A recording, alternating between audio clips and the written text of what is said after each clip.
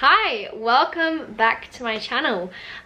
This is a new series that I'm starting on here called True Crime Tuesday, and I'm going to be talking about true crime, murders and mysteries, all that fun jazz. If you're a true crime lover, then definitely hit that subscribe button. I'm going to try to post every single Tuesday if I can, but of course at the beginning I'm going to be a little bit slow. I'm trying to figure out how I write everything down, remember everything. I'm trying to create an intro and an outro and get a routine going, so be patient with me. Graphic content and foul language warning also. I thought that I would start this series with a case that hits close to home. In fact, it hits about 3 minutes away from my house, and that is the Beaumont children. I'm sure that the majority of you would have heard of the Beaumont children that went missing down at Glenelg on Australia Day quite a few years ago. So let's get into it, and I appreciate you being here. Jane, Anna and Grant Beaumont disappeared on the 26th of January 1966 from Glenelg Beach, Adelaide, South Australia.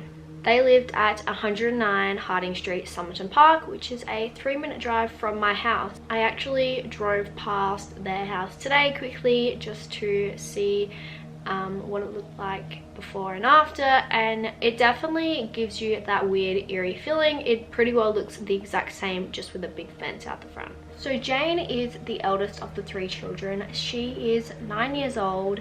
She had blonde, sun-bleached hair at the time, freckles. Her parents described her as caring, smart, and often acted as a parent to her younger siblings. She was a responsible girl, very intelligent, and this is actually one of the letters that she wrote 2 days before she went missing. Dear Mum and Dad, I am just about to go to bed and the time is 9. I have put Grant's nappy on. There is no need to worry about his wetting the sheet. Grant wanted to sleep in his own bed, so one of you will have to sleep with Anna, although you will not find the rooms in very good condition. I hope you will find them as comfortable as we do. Good night to you both, Jane. XXX. P.S. I hope you had a nice time wherever you went. P.P.S.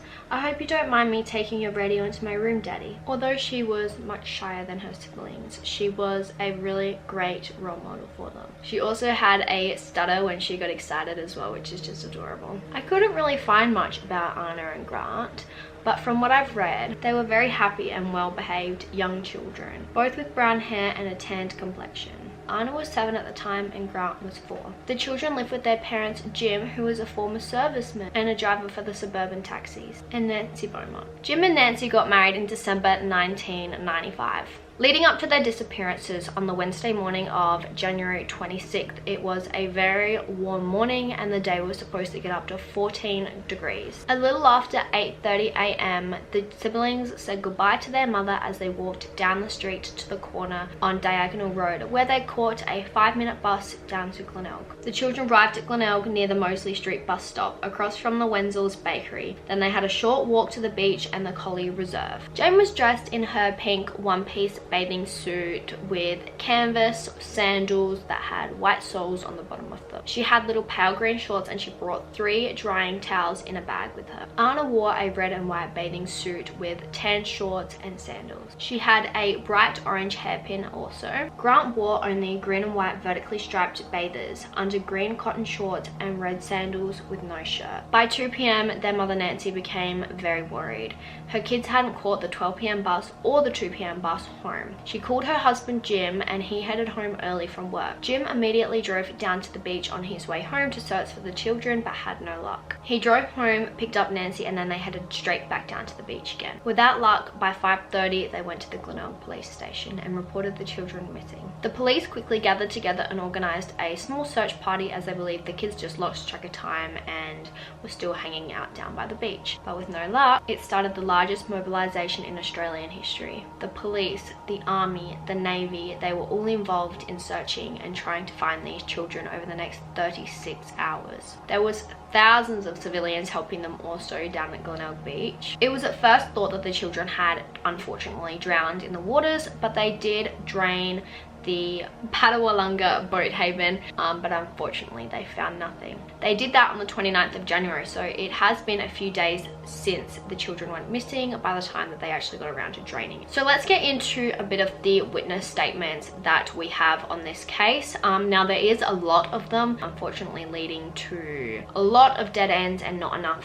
you know, to convict someone. On the day of their disappearances, many witnesses said that they had seen a tall, thin, blonde-haired, athletic, slim-build man with a thin face, approximately aged within 30s to 40s. They say he ranges from 6 foot to 6 foot 1 inch. He had a clean shave and was said to be wearing Speedos. In the description for this sketch that was then made up about this man, they said he had a long face, high forehead, with swept back, light brown to fair, short hair parted to one side. It had been said that the children were playing with this man and they seemed comfortable as if they knew him, with no signs that they were being held against their will or anything. A woman said that she saw the children sitting down between 11 AM and 12 PM. She was sitting on a wooden bench and she saw the children run up from their swim. It looked like they had no issues, they were just happy playing together. They laid out all of their things and then they went under the sprinklers to, I guess, cool off and wash the sand off themselves. The witness noticed that that man was laying on his towel before the children got back. He was said to just be closely watching them, which is disgusting. After they're playing in the water, apparently the children were jumping over this man, first Grant, then Anna, then Jane. They were also flicking him with their towels. The woman said that she had left around 11:30 AM and they were still playing by that time. Later, the man approached a couple and said, "Did you see anyone take our clothes?" When the couple asked why, he said that they believe that someone took money from them. Another witness thought that he said, "Had anyone messed with our clothes?" and that they've had their money pinched. After asking a bunch of people, the man returned to the kids. But when this couple saw the man dressing the children, they definitely had a weird feeling about it. It just didn't seem right, seeing as he was laying watching them and then they were together all of a sudden, and that they thought Jane was definitely old enough at 9 to be able to dress herself. They all picked up and they walked north to the collie change rooms. It was about like 130 meters away from where they were just playing. The kids waited outside the change rooms for him until about 12:15 when they all walked in the opposite direction towards their bus stop for their route home. When the Beaumont parents were told about this, they said that this seemed totally unlike Jane. She's a very shy girl, and for her to be playing so confidently with a stranger seemed very off, as if maybe they possibly knew them. Which led investigators to think that possibly within the last few days that the kids were playing down the beach, that they may have met this man and built some sort of a friendship and trust. Now, a few days before, or even the night before, I believe that Anna said Jane has a boyfriend or something like that, and I don't think anyone really thought about it at the time, but now that does look a little bit like it could have possibly been the man. The parents said that Jane was well aware of her surroundings and her dangers, and that it was very odd for her to let someone dress her, especially a man. Included in Jane's belongings, she brought a book called The Little Woman. It was only a 5-minute drive there and back, and the kids were only supposed to be at the beach for about 2 hours. So was there really any point in her bringing that book to read, or was it to impress someone maybe? The last sighting of the Beaumont children was around 12:15 to 12:30 PM on the 26th of January at the Wenzel's Bakery. It's on the corner of Mosley Street and Jetty Road. The shop attendant at Wenzel's Bakery reported that Jane bought a pie, 5 pasties, 5 finger buns. She placed the pie in another bag and she also bought a fizzy drink as well, with a £1 note. Now, the Beaumont parents say that they did not give her a £1 note. They gave her about 6 cents. Imagine what 6 cents can get you now. Nothing. I believe it was 6 cents. They wrote this in shillings and I converted it and it said like 6 cents, but I was a little confused, so yeah. Don't quote me on that one. This led detectives to think that the kids had definitely met someone that have gave them a £1 note. And you know how the man before was going around saying someone's stolen our money? Well, they believe that the man took their money and made the kids reliable on him when all of a sudden they couldn't find their money and he came to the rescue. Several months later, a woman reported that she saw a man and 3 children enter a house that she thought was abandoned. Later, she had seen the boy walking down the lane, who was followed, unfortunately, by a man who grabbed him and took him back. The next morning, she said that the house seemed to be deserted again and that no one was there. So the police were very confused as to why this lady decided to wait and withhold this information until a while after, seeing as this was such a big case. Everyone knew about it at the time. On November the 5th, 1966, a parapsychologist and a psychic from the Netherlands was brought to Australia, Adelaide, to help with this case. His name was Jared Crowist, I think. I don't exactly know how to say it. So this proved unsuccessful. Unfortunately, his story kept changing and it just wasn't reliable. People ended up raising $40,000 for a building to be demolished due to this man thinking that the kids were buried in there, and they were not. So now, with majority of that evidence already talked about, we are going to go into possible suspects. This is where the case gets really interesting. I'm going to talk about two. One is very brief and the other one is very interesting. Let's start with Von Einem. So I'm sure that you probably have heard this name before. He is a notorious murderer. I'm sorry. He was sentenced to life in prison in 1984 for murdering the son of an Adelaide newsman. His name was Richard Kevin, and rest in peace to Richard. He was actually 15 at the time, which is really sad. So the investigators believed that Von Einem had accomplices and possibly was involved in the Beaumont children and a whole lot of other murders that he obviously probably will never confess to or has never confessed to. However, nothing came from any of this. There was no evidence. So let's move on to Harry Phillips. So Harry Phillips fits the description of the man seen at the beach with the children. Same age range, same face shape, same hair. It really is quite eerie. Now, Harry was a very wealthy man in that time. He often gave out £1 notes during the summer. Dollar notes, I don't know. Dollar notes. So it was thought that it was Harry that came to the children when they lost their money and he gave them that £1 note. Dollar note. It was thought that Harry was the one that ended up giving that dollar note to the children when they lost their coins.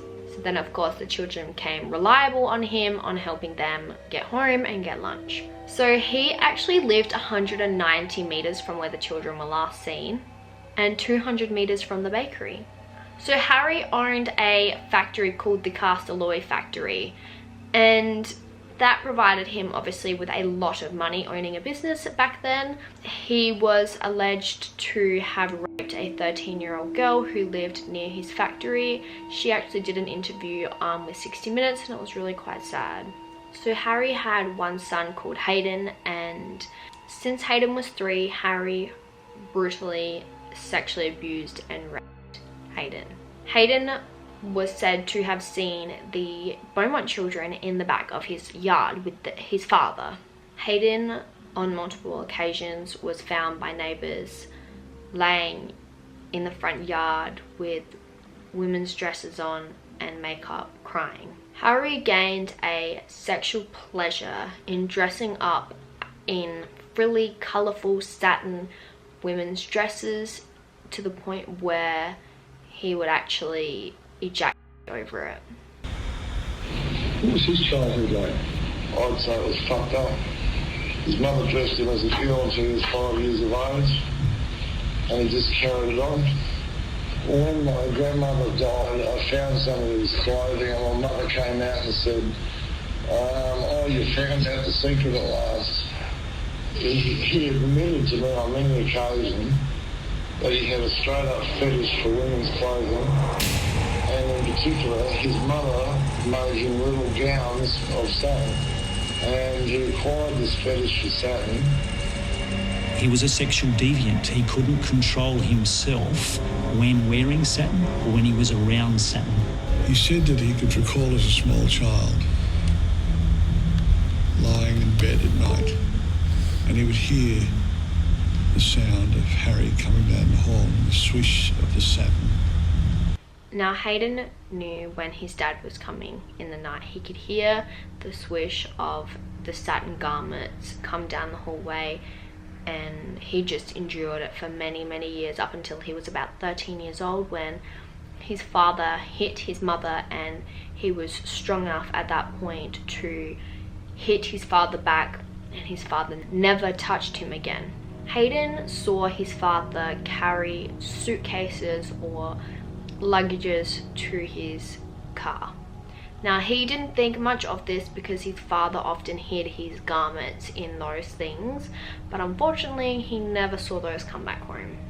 Now, Hayden has since passed, I believe, due to mental issues. His wife did an interview with 60 Minutes talking about it.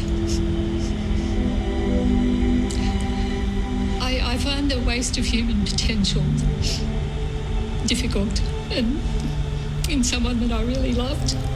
He was the love of my life. Within weeks of this interview, Angela Fife also died.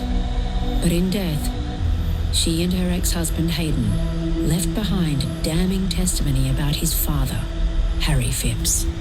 A few weeks after they released they filmed her interview, she unfortunately also passed. She was quite young, I believe probably in her 50s or something, I'm not 100% sure. But Hayden also had a son called Nick. Now, Nick has recently come out talking about the things that he heard his father tell him. Saw them come in and saw them getting carried out and put into the back of the Cadillac. He says his father saw the children being carried to his father's car. Quote, "My father was actually in a treehouse at the property. He saw them come in and saw them getting carried out and put into the back of his Cadillac." That's what Nick said. Nick also said that his father Hayden told him that the children were taken to the new cast alloy factory and, quote, "put in a hole." The police did excavate this area in 2013 but found nothing. So going back to 1966, Harry actually hired 2 teenage boys on the long weekend to dig a hole to a certain size, and he wanted to be exactly that size. The boys said yes because he obviously paid them a good amount of money. The boys have come and said that they felt very uncomfortable during that time and have since said where it was, and they did dig it up, but I don't believe that they found anything. They were actually paid in £1 notes, and of course back then it was a lot of money. Harry told the children when they were done, "Fuck off, CUNTS, and don't come back." Another individual has since stepped forward in 2019 accusing Harry Phipps of sexually assaulting and raping her inside the Castalloy cottages, which was on the Castalloy area. Their mother, Nancy Beaumont, unfortunately did pass away on September 16th, 2019. It's really sad that she'll never find and seek justice for her children. Unfortunately, that's all the information that I have. Of course, there is so much more to this case. If you'd be interested in reading into it, I'll add some links down below and some awesome videos that you can watch if you're really passionate about it. Due to this being my first video, of course, nothing's perfect. There's, of course, a lot of different sites saying a lot of different information, so it's hard to find credible sources. And I really do appreciate you guys being here and watching this. And if you want any stories that maybe hit close to your home or whatever, please comment them or send me a DM on Instagram, and hopefully one day I can give you guys an update on this case. But my personal theory, and there's so much more to this case that I can't get into today, but there's theories of the higher ups involved and some cult-like things, so maybe we'll do a video on that one day. There's like massively long trial videos of people saying lots of different things, but for now I do think that Harry Phipps definitely was involved in this in some sort of way, and what happened to his son is really, really, really unfortunate, and I'm sorry that he passed away so early due to that. But I really hope there is justice for the Beaumont children, and that is why I'm talking about it, to bring light back to the case. I will see you next Tuesday. Bye. You went away.